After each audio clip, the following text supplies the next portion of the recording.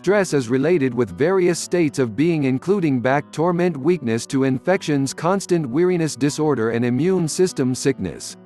Richard O'Connor, creator of Undoing Perpetual Stress, The Missing Connection Between Depression, Anxiety and 21st Century Illness, contends that our bodies are not intended to adapt to the worries of the advanced world.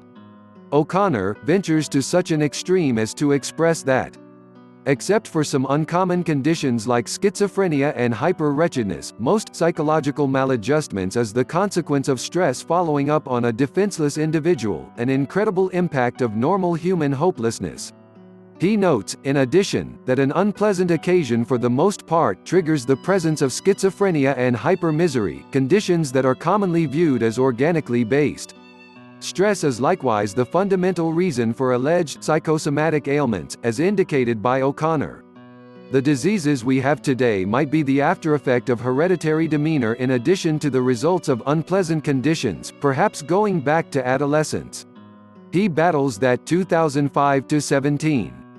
Every one of these issues, tension, despondency, fixation, vague sickness, character limits, and a great part of the concern that assails we all, are for the most part tips of a similar ice shelf, all indications of our reaction to the worries of contemporary life, all associated underneath the surface, all strengthening and buttressing one another. Contemporary research shows that you can't completely recoup from any of these conditions by concentrating on the manifestations. You need to change the manner in which you live. Sadly, if O'Connor is to be accepted, that is unreasonably hard for the greater part of us.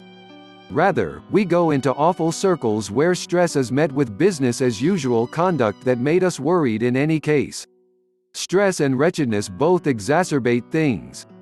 Our methods of managing the manifestations additionally exacerbate the issue. Taking endorsed or over-the-counter medications, dosing pills, liquor and unlawful medications don't cause the fundamental reason to leave. Truth be told, they can aggravate the issue.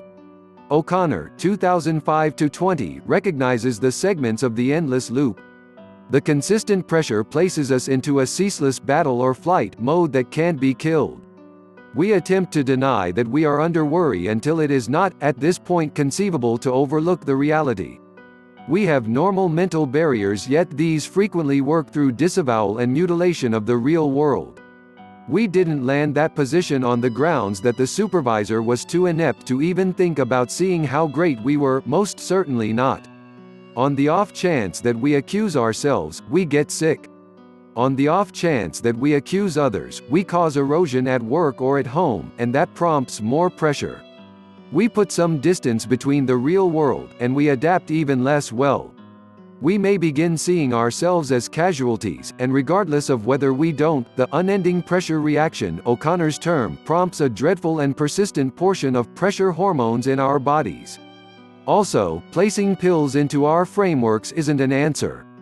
O'Connor's answer is to create a versatile winding, a reworking of the cerebrum to create positive adapting mentalities and practices that cause us to feel better about ourselves, increasingly certain and ready to manage unpleasant conditions.